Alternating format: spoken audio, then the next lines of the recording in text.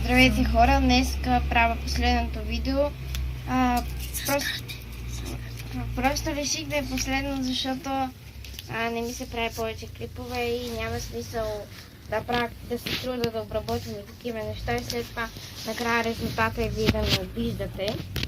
Може би ще се завърна, но това ще след година или повече, защото искам да си дам малко почивка и не мисля да се връщам никога в YouTube. Само ще гледам клипове и така нататък, ще си играя игри, ще си говоря по скайпа, ще излизам навънка, както сега съм навън.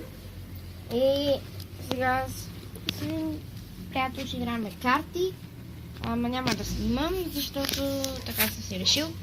И надявам се видеото да ви е харесало и всички други клипове. Изтрих вчера всички клипове, защото исках да кача сега последното видео, повече да не се занимавам. И така, да не си вреда на здравето и на вашите обиди и такива неща. И добре, че приятеля ми настоява да играем карти. Довиждане!